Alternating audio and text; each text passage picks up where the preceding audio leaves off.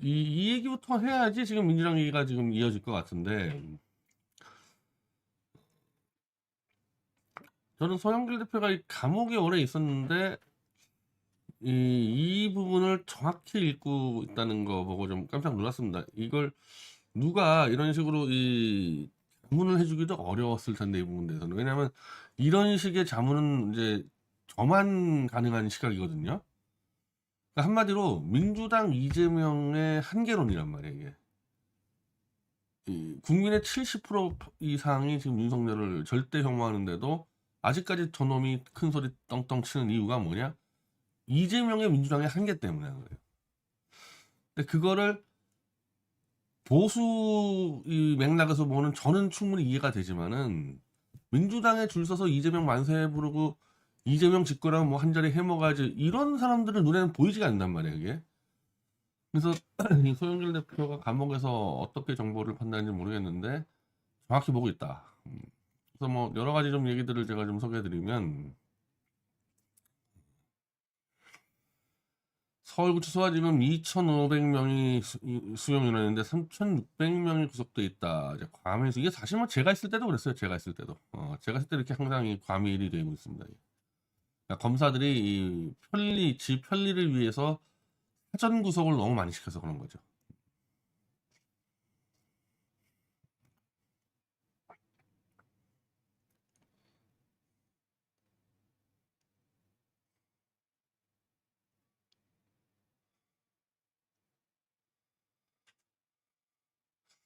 어, 5.18 무역 참배할 때 이제 같이 있던 사람들이 사건 관계자들로 만나면 안 되는 거 아니냐, 이 재판부라기보다는 검찰에서 경고를 했다는데, 한마디로 소나무당 사무총장, 강성룡 사무총장을 문제 삼았단 말이에요. 근데 검사 제출 명단에도 들어있는 분도 아니고 증인 신문한 사람도 아니고, 이런 사람들까지 지금 다 엮어버리면 송 대표가 어떻게 정치활동하냐. 그러니까 이 정치활동에 굉장히 이제 이 방해를 또 하고 있는 거죠. 방해를. 그 송 대표 사건을 이제 이 핵심을 정리하고 있는데, 동봉투가 오간 거는 다 인정됐는데 이 내용을 소영길에게 보고했느냐, 보고를 하더라도 사전에 보고했느냐 사후에 보고했느냐 큰 차이 있는데, 아직까지 사전에 보고한 사람은 아무도 없었다. 사전에 보고했다고 얘기하는 사람은 아무도 없다. 다만 이정근이 사후에 보고했다고 얘기를 하고 있는데, 자기는 이정근한테 사후에도 보고받은 적 없다. 근데 이미 자기들끼리 돈 만들어서 나나 다 쓴 다음에 사후에 보고를 한 걸 갖고 소영길 본인은 거의 끼지도 않고 돈을 주지도 않고 돈을 먹지도 않았는데 어떻게 구속될 수가 있냐, 이 문제 하는 겁니다. 그러니까 이 검찰이 데려 나온 이정근의 이 발언이 맞다 하더라도, 이정근이 사전에 내가 소영길한테 우리 돈 좀 나눠 먹을게요 이렇게 보고한 게 아니기 때문에, 다 나눠 먹은 다음에 보고했기 때문에 자기가 어떻게 이걸 책임질 수 있냐, 이런 주장을 하는 거예요. 이거는 지금 재판에서 다 입증이 된 거죠. 그러니까 한마디로 어느 누구도 소영길에게 돈 봉투를 사전에 보고한 사람은 없었다는 겁니다.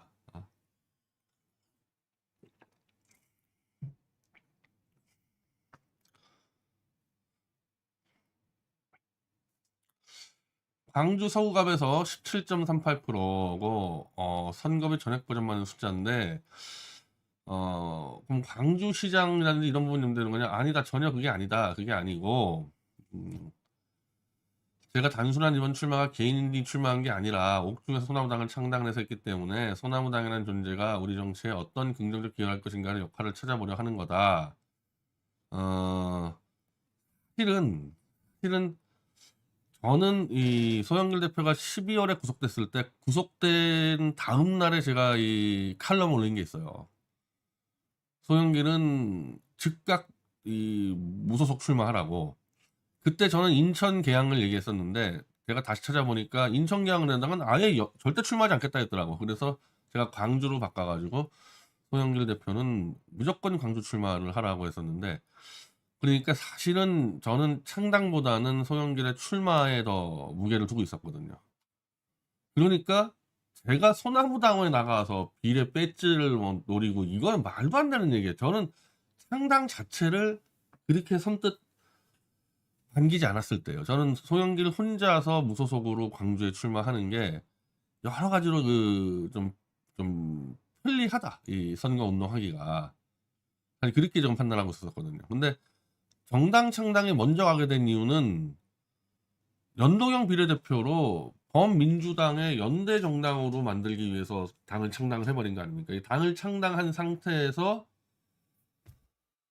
당 진로를 찾다 보니까 비례대표가 나가게 되고 이 송 대표도 결국 이 당에서 나가게 된 건데 하여튼 최소한 저는 제 개인적으로는 송영길 대표가 창당이 아니라 먼저 혼자 무소속으로 나가고 무소속 지지세를 판단해서 지지세가 크다 그러면 창당해가지고 몇 군데 더 나가고 비례 나간다 이렇게 저는 계산하고 있었단 말이에요. 그러니까 저하고는 이제 이 프로세스가 좀 안 맞았던 부분들이 있죠. 근데 그건 왜 그렇게 되냐면은 제 출마가 사실 이게 설명이 되는 문제예요.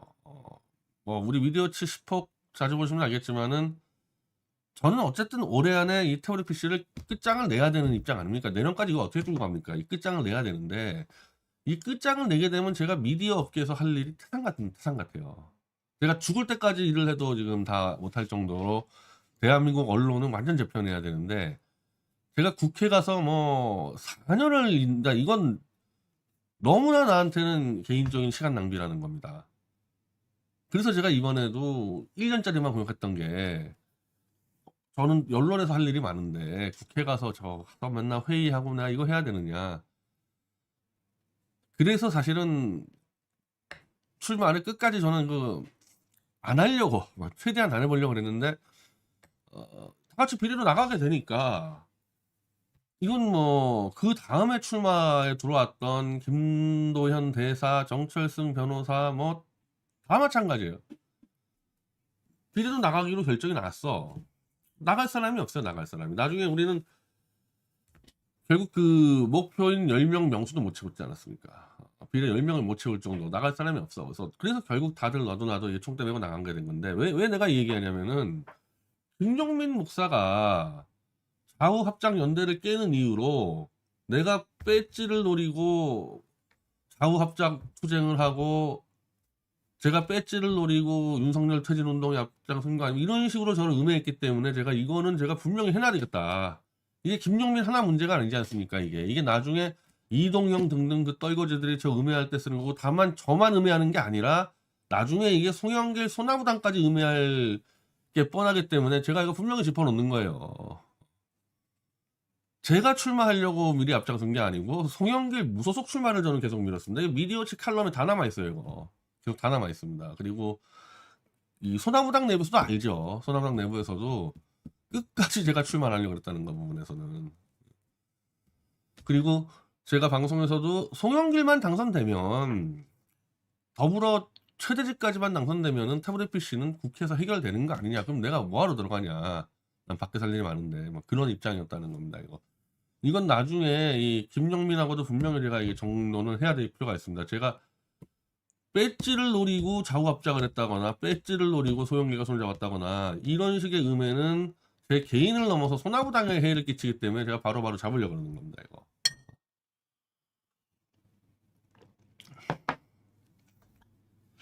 김태현 사회자가 이 조국과 비교하면은 조국은 마음 놓고 선거운동 했는데 조국은 2심까지 유죄가 나왔는데 소영길은 1심도 유죄 안 나온 상태에서 선거운동 못하고 발목에 꽉 붙잡혀 있었다. 그리고 손준성도 1심이 유죄 나왔는데 지금 뭐 감옥에 안 가고 뭐 누군지도 모르겠는데 화물선 책임자인데 뭐 3년 실형 나왔는데 법적 구속 안 되고 그러니까 이제 김태현 사회자가 조국하고 동일한 기회가 주어졌다면 조국 신당의 성과는 소나무당이 넘어설 수 있겠다 이렇게 보시냐 뭐 그렇게까지는 아니지만 최소한 소나무당이 원내 진출에 성공시킬 수 있지는 않았을까 그런 아쉬움이 있습니다. 송영길 대표 광주 당선하고 원내 한두 명 정도 송 대표가 우리 예상대로 석방이 됐었더라면은 원내 한두 석 정도 되지 않았을까. 근데 그렇게 생각하기에도 참 이번 선거는 너무 이해가 안 되는 게 하여튼 우리가 1.5부터 시작해서 2.7%까지 일주일 사이 치고 올라갔습니다. 이게 같은 여론조사에서 리얼미터에서 같이 치고 올라갔었고 이 빅데이터에서 어마어마하게 치고 올라갔는데 왜 투표 결과가 확 떨어져서 예전에 친박신당의 홍문종 개인만큼도 안 나왔을까? 이건 아직까지도 미스테리예요, 제가. 제가 설명이 안 되는. 오늘 제가 송영길 대표 만나서라도 이게 어떻게 우리가 12만 표인가요? 이해가 안 된다. 홍문종 개인 정당이 15만 표를 받았었는데 4년 전에. 지금 정광훈이 지금 정광훈 목사 쪽이 지금 자기들이 당원들이 투표한 거 다 투표하는 지금 받았는데 40표가 투표가 된 곳에서도 0표가 나왔다. 같은 지역구에서 지금 난리가 나지 않았습니까? 다 소송한다니 뭐니. 이걸 나중에 우리가 어떻게 이걸 확인할 수 있을지 모르겠어요. 조국당과 소나무당이 비교를 많이 했는데 소나무당은 성공 못한 이유가 뭐냐? 아무래도 제가 구속돼 있다 보니까 언론에서 달아주지 않으니 알 수가 없죠. 언론에서도 안 달아주고 여론조사도 안 달아주고 뭐 거의 우리는 마지막 일주일 동안만 선거운동했고, 제가 출마한지도 몰랐고 소나무당이 옛날 민주당 대표 소영길이 맞아 이렇게 유권자를 인식하기가 어려웠기 때문에 만약에 그러니까 제가 갇혀있던 게 가장 송 대표가 감옥에 있었을 때 가장 선거운동을 많이 뛴 게 저잖아요. 근데 문제는 제가 보수라는 거예요. 그러니까 송 대표를 지지해야 될 전통적 민주당 지지층과 선거운동하는 사람하고 안 맞으니까 이것도 이게 굉장히 큰 문제가 있었을 거라고 봅니다. 그러니까 실제 광주 선거운동 가든 목포 선거운동 가든 특히 이제 제가 광주는 낮에 다니고 목포는 밤에 다녔는데 목포 선거운동 밤에 가면 진짜 이 젊은 층이 정말 몇십 명이 몰려고 했단 말이에요, 분명히. 근데 이제 그 사람들은 되게 이제 민주당 지지층일 거고 제 개인 팬이기는 하지만은 소나무당을 안 찍었을 거라는 그렇게 된 거 아닙니까? 결과적으로. 그러니까 제가 민주당 지지자가 아니기 때문에 이게 언밸런스가 나버린 거죠, 이게 지금. 그러니까 송영길 대표가 나왔으면 상관없어요. 저랑 같이 다녔으면 상관없는데 송 대표가 없는 상태에서 이 가장 인지도가 높았던 간판 스타가 제가 뛰어버리니까 이게 언밸런스 난 거죠, 이게. 아니 그래서 제가 나가는데 상당한 주저했던 게 있었다니까요. 그것 때문에. 자, 소나무당 구성원들 보니까 비례대표 출마했던 명단 변희재, 최대집, 노영희, 손혜원 스펙트럼이 다양하다. 아무래도 윤석열 정권이 보수력으로부터도 기반이 지금 허물어지고 있기 때문에 윤 정권과의 싸움은 보수 진보의 문제가 아니라 가짜 진짜의 싸움 같다. 합리적 보수와 진보적 합리적 진보가 같이 힘을 모으자 이런 취지가 있다. 뭐 정확히 설명된 거죠. 정확히 설명된 겁니다. 이거는.